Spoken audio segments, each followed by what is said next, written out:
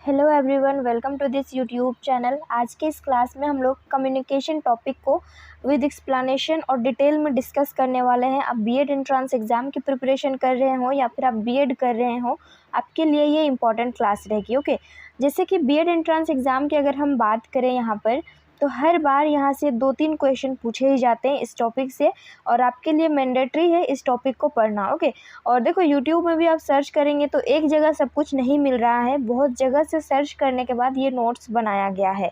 तो नोट्स को आप उतार सकते हैं या फिर पीडीएफ आपको टेलीग्राम चैनल पर दे दिया जाएगा।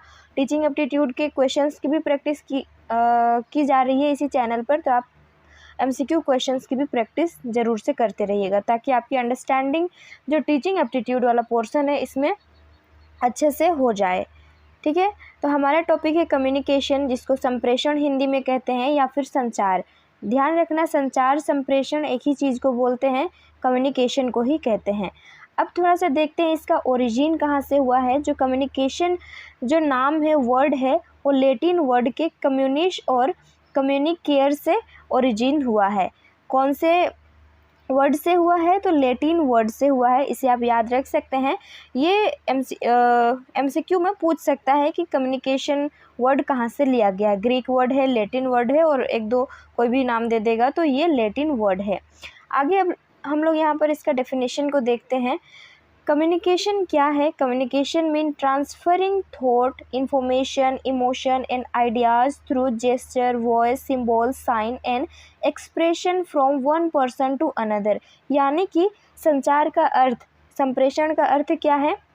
ये इशारे के थ्रू, आवाज़ से, प्रतीक से, जो कि सिंबल से, संकेत और अभिव्यक्तियों के माध्यम से विचारों को, आपका जो भी थॉट्स है उसको एक व्यक्ति से दूसरे व्यक्ति में क्या करना, ट्रांसफ़र करना, स्थानांतरित करना है। ओके, देखो आप जो भी सोच रहे हैं उस चीज़ को दूसरे व्यक्ति तक क्या करेंगे, इसको ट्रांसफ़र करेंगे। किसके थ्रू? इशारे के थ्रू भी आप कर सकते हैं, आवाज़ के थ्रू भी, प्रतीक, संकेत, इनके थ्रू आप क्या कर सकते हैं, आप अपनी जो भी थॉट्स है उनको ट्रांसफ़र कर सकते हैं। ओके, और एक डेफिनेशन इसका देख लीजिए कि communication is simply the act of transferring information.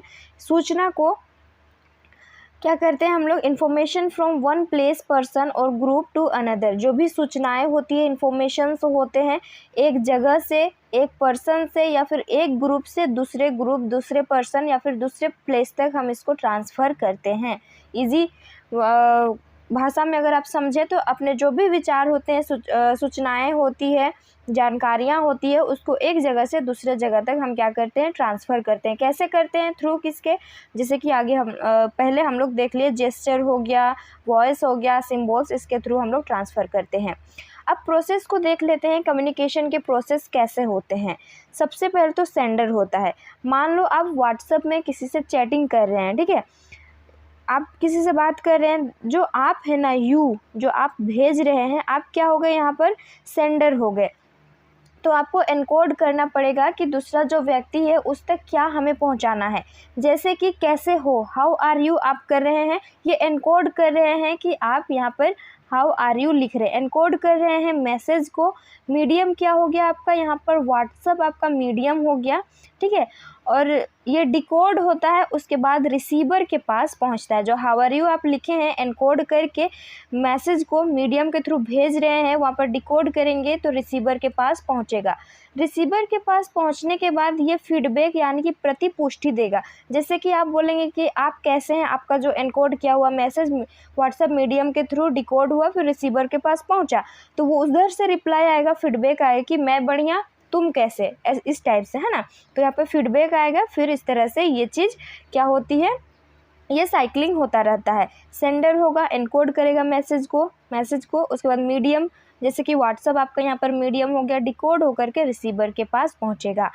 अब आगे देखते हैं, बहुत ही इजी टॉपिक है और टू द पॉइंट हम लोग बात करेंगे, इधर उधर बात करने से कोई मतलब नहीं होगा हम लोगों का। तो अब हम लोग टाइप्स ऑफ कम्युनिकेशन को देखेंगे। कम्युनिकेशन के टाइप्स कितने होते हैं? देखो, संबंधों के आधार पर कम्युनिकेशन के टाइप्स पूछे जाएंगे, डायरेक्शन के आधार पर, तो इस तरह से आपको जो कम्युनिकेशन के टाइप्स हैं उसको पूछे जाएंगे। तो यहाँ पर सबसे पहले हम लोग देखेंगे कि संबंधों के आधार पर कम्युनिकेशन के टाइप्स कितने हैं। रिलेशनशिप के बेसिस पर। सबसे पहला यहाँ पर इंट्रापर्सनल कम्युनिकेशन, आगे जानेंगे ये क्या है। इंट्रापर्सनल यानी कि अंतःवैयक्तिक यहाँ पर संप्रेषण या फिर संचार। दूसरा है यहाँ फर्स्ट नंबर में इसको लिखना। सेकंड नंबर में लिखना है कि इंटरपर्सनल कम्युनिकेशन यानी कि अंतर्वैयक्तिक कम्युनिकेशन, संप्रेषण। इसको हम लोग जानेंगे, ठीक है, घबराना नहीं है तुरंत ही। टाइप्स इसको देखो रिलेशनशिप के आधार पर, रिलेशन के आधार पर। थर्ड पॉइंट में इस चीज़ को लिखना समूह संप्रेषण, ग्रुप कम्युनिकेशन जो होता है ये भी होता है इसका टाइप ऑफ कम्युनिकेशन में, और जन संप्रेषण। तो इसको थोड़ा सा समझिए, ये इजी है, पहले इसको देख लेते हैं। समूह संप्रेषण जैसे कि टीचर क्लासरूम में क्या करते हैं, समूह संप्रेषण करते हैं, स्टूडेंट्स को पढ़ाते हैं, बहुत सारे स्टूडेंट होंगे वहाँ पर, तो यहाँ पर टीचर और स्टूडेंट वाला हो जाएगा, ठीक है। जन संप्रेषण मास कम्युनिकेशन जिसको हम लोग बोलेंगे, जैसे एक लीडर होता है, ये बहुत सारे लोगों के बीच में क्या करता है, भाषण देता है, तो इसको जन संप्रेषण कहेंगे। अब आते हैं जो हमारा यहाँ पर ध्यान देने वाली बात है इंट्रापर्सनल और इंटरपर्सनल। ये तो ईजी है, आपको समझ में आ गया। अब देखिए यहाँ पर इंट्रापर्सनल सबसे पहले देखेंगे, अंतःवैयक्तिक संचार। जब भी टीचिंग एप्टीट्यूड के क्वेश्चन को आप सॉल्व करो तो बाइलिंगुअल पढ़ना, बहुत अच्छे से आपको अंडरस्टैंड हो जाएंगे चीज़ें, है ना। और ये नोट्स मेरा बनाया हुआ था जब मैं बीएड एंट्रेंस एग्ज़ाम की तैयारी कर रही थी पिछले साल 2023 में, तब मैं ये नोट्स बनाई थी, लेकिन कुछ कुछ छूट गया था, उसको भी मैं इसमें ऐड कर दी हूँ। इंट्रापर्सनल कम्युनिकेशन को अभी समझते हैं कि ये है क्या। इंट्रा मीन क्या होता है, विद इन होता है, अंदर होता है। The communication that takes place within a single person, यानी कि एक ही व्यक्ति के बीच में आप यहाँ पर क्या कर रहे हैं, कम्युनिकेट कर रहे हैं, बातचीत कर रहे हैं। डेफिनेशन को छोड़ो, मैं जो बोल रही हूँ उसको थोड़ा सा ध्यान से सुनिएगा।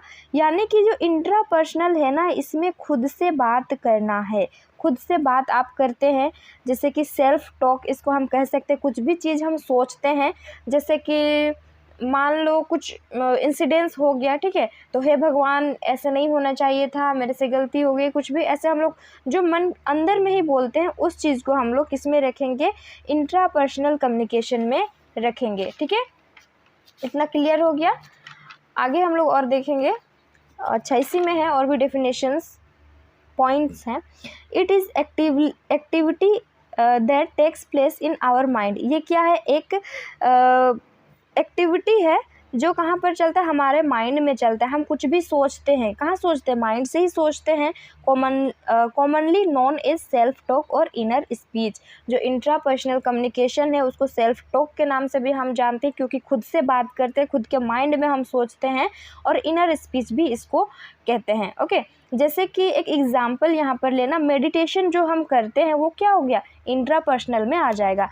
प्रेयर करते हैं कि भगवान मुझे बीएड एंट्रेंस में पास करा दो, सरकारी कॉलेज में एडमिशन दिला दो, सीट एक मिल जाए, ये भी आप जो सोच रहे हैं, प्रे कर रहे हैं, ये आ जाएगा इंट्रापर्सनल कम्युनिकेशन में। आगे है example, when you imagine a conversation in your mind with the absent other. दूसरों की मौजूदगी के बिना आप जो भी सोच रहे हैं, बातचीत कर रहे हैं, वो कहाँ पर आ जाएगा, इंट्रापर्सनल में आ जाएगा। ओके, अब देखो यहाँ से भी क्वेश्चन पूछा था कि इंट्रापर्सनल है क्या, तो इंट्रापर्सनल मतलब हम खुद से बात कर रहे हैं दूसरे व्यक्ति की एब्सेंट में। अब अंदर से भी पूछ लिया था 2022 वाला, अगर आप पेपर उठा के देखिएगा बीएड एंट्रेंस का, झारखंड बीएड वाला, उसमें यहाँ से क्वेश्चन आया था, 3 एस्पेक्ट्स ऑफ इंट्रापर्सनल कम्युनिकेशन, या फिर एस्पेक्ट बोलेगा, या यहाँ पर बोल सकता है कि जो इंट्रापर्सनल कम्युनिकेशन है उसके महत्वपूर्ण तत्व कौन कौन से हैं। तो इसको रट लेना। सेल्फ कॉन्सेप्ट है यहाँ पर, आत्म अवधारणा या फिर स्व अवधारणा इसको कहेंगे। जब हम लोग एमसीक्यू करेंगे ना तो वहाँ पर और भी अच्छे से समझ में आएगा। तो याद रखना कि 3 एलिमेंट जो हैं इंट्रापर्सनल कम्युनिकेशन के कौन कौन से हैं, तो ये हो जाएगा सेल्फ कॉन्सेप्ट या आत्म अवधारणा या फिर स्व अवधारणा, जिसको हम बोलेंगे परसेप्शन, अनुभूति या फिर अनुभूति या फिर इसको धारणा भी कहेंगे, और एक्सपेक्टेशंस, उम्मीद होती है। ये 3 चीज़ कहाँ पर होती है, इंट्रापर्सनल कम्युनिकेशन में होती है। याद रखना, इंट्रापर्सनल खुद से बात करते हैं, सेल्फ वाली चीज़ यहाँ पर आएगी। जो धारणा हम कुछ सोच लेते हैं, कि मेरे पर्सपेक्टिव से इस तरह से होना चाहिए, आपका पॉइंट ऑफ व्यू ऐसा होना चाहिए, जो वो आप खुद से सोच रहे हैं, धारणा परसेप्शन होगा। और एक्सपेक्टेशंस आप किसी से उम्मीद लगा रहे हैं कि इस तरह का नहीं होना चाहिए, इस तरह होना चाहिए। ठीक है, ये हो गया। आगे देखिए, यहाँ से क्वेश्चन तो पूछा ही था, और भी अंदर डीप पहुंच गया था क्वेश्चन, मतलब और डीप से पूछा गया था। जैसे कि सेल्फ कॉन्सेप्ट है, इसमें क्या होता है ना कि अपने आप में एनालाइज करेगा, तो इसके अंदर फिर और 3 एलिमेंट कौन कौन से हैं सेल्फ कॉन्सेप्ट के?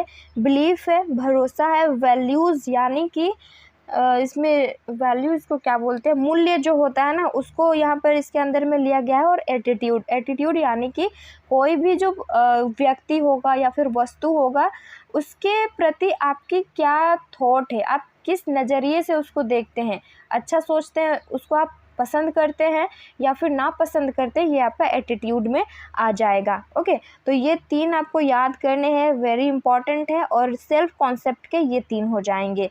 बहुत ही डीप से मतलब बहुत ही अंदर से क्वेश्चन पूछा था। परसेप्शन अगर पूछेगा धारणा से, तो यहाँ पर सिलेक्शन, ऑर्गेनाइजेशन, इंटरप्रिटेशन हो जाएगा, vision, touch, sound, smell, task, और ये सब होंगे। ओके, लेकिन इम्पॉर्टेंट है हमारे लिए सेल्फ कॉन्सेप्ट को समझना, इसके अंदर कौन कौन से चीज़ें आते हैं। आगे हम लोग बढ़ते हैं। इंट्रापर्सनल यहाँ पर कंप्लीट हो जाता है। अब है इंटरपर्सनल, अंतर्वैयक्तिक संचार किसे कहेंगे? इंटर मतलब क्या होता है? बिटवीन होता है। और वहाँ पर इंट्रा मतलब क्या होता है? इनर था, है ना। तो यहाँ पर इंटर मतलब बिटवीन, यानी कि द कम्युनिकेशन अकर्स बिटवीन 2 और मोर पर्सन, एक से अधिक व्यक्तियों के बीच में यहाँ पर क्या हो रहा है? बातचीत हो रहा है। अब हम यहाँ पर देखते हैं types on the basis of channel और मीडियम। चैनल और मीडियम के आधार पर जो यहाँ पर इंटरपर्सनल कम्युनिकेशन को किस तरह से बांटा गया है, वहाँ पर एलिमेंट्स को हमने देखा था इंट्रापर्सनल में। तो यहाँ पर देखिए, वर्बल कम्युनिकेशन जो कि शाब्दिक संप्रेषण जिसको बोलेंगे, वर्बल कम्युनिकेशन 2 टाइप्स के होते हैं। ओरल कम्युनिकेशन होगा, मौखिक संप्रेषण, किसी से आप बातचीत कर रहे हैं, फेस टू फेस हो जाएगा यहाँ पर। रिटर्न, किसी को आप लेटर लिख करके दे रहे हैं, या फिर मैसेज जो भी हम लिख के भेजते हैं, वो भी तो कम्युनिकेशन ही हो रहा है ना हमारा। तो यहाँ पर रिटर्न कम्युनिकेशन, लेटर या फिर ईमेल हम जो भेजते हैं, व्हाट्सएप में चैटिंग जो करते हैं, व्हाट्सएप, फेसबुक, ये सब क्या हो जाएगा यहाँ पर वर्बल कम्युनिकेशन में आ जाएगा। लिखने वाला और मौखिक रूप से फेस टू फेस जो हम बात कर रहे हैं, ये होगा। नेक्स्ट है नॉन वर्बल कम्युनिकेशन क्या होता है, और ये इंटरपर्सनल में आ रहा है। ठीक है, इसे भी ध्यान रखिएगा। फेशियल एक्सप्रेशन होगा, जैसे फेशियल एक्सप्रेशन में जैसे इशारा करना, आंख मारना, ये सब हो जाएगा, है ना। Gesture, body language, sign language, ये सब कहाँ आ जाएंगे? नॉन वर्बल में आ जाएगा। जैसे कि आप जब किसी से चैटिंग करते हैं तो कुछ बोलने के बजाय आप वहाँ पर इमोजी सेंड करते हैं, गुस्सा वाला एकदम इमोजी भेजते हैं, तो ये भी क्या हो जाएगा? ये भी कम्युनिकेशन ही हो रहा है, लेकिन नॉन वर्बल हो रहा है। एकदम लाल वाला आप इमोजी भेज रहे हैं। तो अब देखते हैं प्रकृति के आधार पर यहाँ पर कम्युनिकेशन को किस तरह से बांटा गया है। नेचर के आधार पर आप कह सकते हैं, या फिर ऑर्गेनाइजेशन स्ट्रक्चर इसका। फॉर्मल कम्युनिकेशन होगा, जैसे स्कूल में कहाँ गया, स्कूल आप जाते हैं तो यहाँ पर स्टूडेंट और टीचर के बीच में कैसा कम्युनिकेशन होगा? फॉर्मल ही तो होगा ना यहाँ पर। अब हम दोस्त की तरह तो अरे यार इस टाइप से तो बात नहीं कर सकते हैं, तो यहाँ पर कम्युनिकेशन जो होगा ये फॉर्मल कम्युनिकेशन होगा। स्कूल में, फिर ऑफिस में आप अपने बॉस से कैसे बात करेंगे? फॉर्मल ही बात करेंगे, औपचारिक संप्रेषण आप करेंगे, तो ये हो जाएगा। ओके, ये बहुत ईजी है, आप समझ जाइएगा तो बहुत अच्छा लगेगा आपको। नॉन फॉर्मल कम्युनिकेशन, अनौपचारिक संप्रेषण में क्या हो जाएगा? जैसे हम अपने दोस्तों से बात करते हैं, दोस्ती यारी में कुछ भी हम लोग बोल देते हैं ना, उसमें झिझकते नहीं हैं, तो ये क्या हो जाएगा? नॉन फॉर्मल कम्युनिकेशन हो जाएगा। अब ये क्लासरूम कम्युनिकेशन को करने से पहले और एक चीज़ जो कि 2023 में यहाँ से क्वेश्चन पूछा था, डायरेक्शन के आधार पर संप्रेषण, यानी कि ऑन द बेसिस ऑफ क्या यहाँ पर? डायरेक्शन, है ना। कम्युनिकेशन जो है किसके आधार पर? दिशा के आधार पर। हम जानेंगे 2023 का बीएड एंट्रेंस में यहाँ से क्वेश्चन आया हुआ था, जो कि ये मैं ऐड की हूँ। इससे पहले मेरा नोट्स यहाँ तक ही था, इधर जो भी आप देख रहे हैं लेकिन ये मुझे अभी ऐड करना पड़ा आप लोगों के लिए, क्योंकि क्वेश्चन कहीं से भी पूछेगा और कम्युनिकेशन वाला टॉपिक ना बहुत ज़रूरी है आपको पढ़ना। यहाँ से क्वेश्चन दे ही रहा है, 2 से 3 क्वेश्चन कम्युनिकेशन से आ रहा है टीचिंग एप्टीट्यूड में। दिशा के आधार पर संप्रेषण, और इसको ना समझने पर फोकस करना, आप समझो और यहाँ पर देखो, और बाद में आप क्या करेंगे, इसको थोड़ा सा रिवीजन कर लेंगे तो आपको याद रहेगा, ठीक है। और देखो ये सब जो है ना मैं पढ़ के गई थी, लेकिन उस टाइम में ना ध्यान नहीं दी थी, बस 2x स्पीड में देख देख के, तब मुझे लगा कि अच्छे से समझ के पढ़ के जाना चाहिए था। तो ऐसा ना हो कि एग्ज़ाम के टाइम आप बैठे हुए हैं तब आपको रियलाइज़ हो रहा है कि काश हम पढ़े होते इस टाइप का, ऐसा नहीं हो, इसलिए मैं आपको डिटेल में यहाँ पर बता रही हूँ और टू द पॉइंट हम लोग बात कर रहे हैं, ठीक है। अब देखो एंट्रांस एग्ज़ाम 2019 में हुआ था, उसके बाद 20 में नहीं हुआ था, 20-21 नहीं हुआ था, 22 में हुआ था, फिर 2023 में हुआ था। अब तीनों का प्रीवियस ईयर पेपर अगर उठा के देखेंगे ना तो कम्युनिकेशन से 2 या फिर 3 क्वेश्चन तो यहाँ पर पूछा ही गया है, तो इसको आप लोग ध्यान दीजिएगा। सबसे पहले दिशा के आधार पर जो कम्युनिकेशन है वर्टिकल को हम देखेंगे।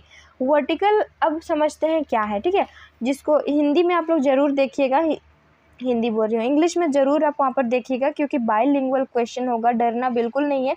हिंदी वाला देख करके थोड़ा सा आपको झिझक होगा कि ये क्या है, लेकिन इंग्लिश देखिएगा ना तो आपको समझ में आ जाएगा। वर्टिकल यानी कि ऊर्ध्वाधर जिसको बोलेंगे, लंबवत संचार जिसको बोलेंगे, ठीक है, ये संप्रेषण हो जाएगा। वर्टिकल में क्या होता है, ऊपर से नीचे और नीचे से ऊपर कम्युनिकेशन हमारा हो रहा है। जैसे एग्जाम्पल में आप देख रहे हैं यहाँ पर क्या हो रहा है, नीचे से ऊपर कम्युनिकेशन हो रहा है, और यहाँ क्या हो रहा है, ऊपर से नीचे हो रहा है। मान लो एक कंपनी है कोई, ठीक है, उसमें बॉस है और इधर क्या है, एम्प्लॉय है। एम्प्लॉय बॉस से कैसा बात करेगा, डांट टपट करके तो बात करेगा नहीं, मतलब फॉर्मली यहाँ पर बात करेगा, यानी कि ये फॉर्मली कम्युनिकेशन हो रहा है। लेकिन जो बॉस है ना ये क्या कर सकता है, थोड़ी ऊंची आवाज़ में एम्प्लॉय से बात कर सकता है, ठीक है, लेकिन फिर भी ये फॉर्मली ही होगा, इनफॉर्मल हम यहाँ पर नहीं कर सकते हैं। तो याद रखना कि जो वर्टिकल कम्युनिकेशन जो होता है ये अपवर्ड, यानी कि अपवर्ड को हम बॉटम टॉप भी कहेंगे और डाउनवर्ड, दोनों तरीके से होता है। आवाज़ आपकी नॉर्मल भी रहेगी और यहाँ पर ऊपर नीचे आवाज़ में हो सकता है, ठीक है। कंपनी में जैसे कि और एक एग्जांपल के थ्रू यहाँ पर समझो, मतलब मिस नहीं होना चाहिए आपका एग्ज़ाम में, ठीक है। मान लो कोई एक कंपनी है, यहाँ पर कोई एक एम्प्लॉय है, एम्प्लॉय को कुछ सजेशन देना है, किसको देना है, तो अपने यहाँ पर कंपनी के बॉस को देना है। तो वो क्या करेगा, ये क्या करेगा, यानी कि जो एम्प्लॉय है वो कैसे अपने बॉस तक पहुंचाएगा, कंपनी के बॉस तक अपनी बात को, सजेशन को पहुंचाएगा। तो ये यानी कि सबसे पहले एम्प्लॉय जो होगा ना अपने सुपरवाइज़र को बात पहुंचाएगा, और सुपरवाइज़र जो होगा वो अपने बॉस को या फिर जो भी वहाँ पर मैनेजर होगा उसको बताएगा। यानी कि ये कॉन्वर्सेशन कैसा हो रहा है, नीचे से ऊपर कन्वर्सेशन जा रहा है। और जैसे और एक एग्जांपल यहाँ पर समझो, कोई प्रिंसिपल है, ठीक है, कुछ भी बात जो भी मतलब बताना होता है डायरेक्ट वो क्लासरूम में आकर के अपने बच्चों को नहीं बताता है, स्टूडेंट्स को नहीं बताता है, वो टीचर्स को बताएगा और टीचर यहाँ पर स्टूडेंट्स को बताएंगे। जैसे छुट्टी हमें मिलना होता है कोई भी पर्व त्यौहार में, दिवाली में, तो रजिस्टर वहाँ पर रजिस्टर में लिखना होता है, प्रिंसिपल सबसे पहले लिखेंगे, फिर वो जो भी एम्प्लॉय होते हैं वो कहाँ लाते हैं, टीचर के पास लाते हैं, और टीचर वहाँ पर साइन करके अपने स्टूडेंट्स को बताता है कि बच्चा इतना दिन से इतना दिन तक छुट्टी है, उसके बाद आपका क्लास जो है खुल जाएगा। यानी कि यहाँ पर कैसे कम्युनिकेशन हो रहा है, ऊपर से नीचे, और यहाँ जो कि एम्प्लॉय था सुपरवाइज़र को बताया और बॉस तक अपना सजेशन गया, तो ऊपर से नीचे और नीचे से ऊपर, ये आप याद रखेंगे। इस तरह का वर्टिकल कम्युनिकेशन यहाँ पर होता है। ये कभी भी सेम लेवल पे कम्युनिकेशन वर्टिकल में नहीं होगा, इसको ध्यान दीजिएगा, ठीक है। आगे हम लोग बात करते हैं हॉरिजॉन्टल, क्षैतिज, यानी कि समस्तरीय संचार कैसे होता है। समस्तरीय संचार को अभी हम लोग समझते हैं यहाँ पर। ऑल्सो नॉन एज, AKA मतलब also known as lateral communication, Hindi में इसको क्षैतिज समस्तरीय संचार कहेंगे। यानी कि यहाँ पर जो बातचीत होगा, कम्युनिकेशन होगा, ये जो लिखा हुआ ना इसको आप लोग पढ़ना आराम से, पहले मैं जो भी बोल रही हूँ और जो यहाँ पर लिख रही हूँ उस पर थोड़ा सा ध्यान दीजिएगा। हॉरिजॉन्टल कम्युनिकेशन कैसा होता है, जैसे नाम से ही आपको पता लग रहा है लेटरल होगा, यानी कि इस तरह का यहाँ पर कम्युनिकेशन होगा। लेवल जो है ना, यहाँ का लेवल ये सेम होगा, सेम लेवल पे बातचीत होगा। जैसे कि आप अपने फ्रेंड से बात करते हैं, जो कि वहाँ पर कम्युनिकेशन आपका हो रहा है, लेकिन कैसा कम्युनिकेशन हो रहा है, हॉरिजॉन्टल आपका कम्युनिकेशन हो रहा है। सेम लेवल पे सेम एज के लोग जो भी वार्तालाप करते हैं, कम्युनिकेशन करते हैं, वो हॉरिजॉन्टल होता है, ठीक है। और एक अच्छा यहाँ पर थोड़ा सा देख लेते हैं, लेटरल कम्युनिकेशन, ये इसको हम कहेंगे, ये कैसा होगा, बायां से दायां, यानी कि इधर से इधर जाएगा और इस साइड से इधर भी बातचीत होगा, बायां से दायां और दायां से बायां, left to right, right to left यहाँ पर होगा। यानी जब दो व्यक्ति की लेवल सेम या फिर जो स्टेटस सेम है, तो वहाँ पर कम्युनिकेशन हॉरिजॉन्टल होता है। ध्यान रखना, क्वेश्चन आया हुआ है यहाँ से।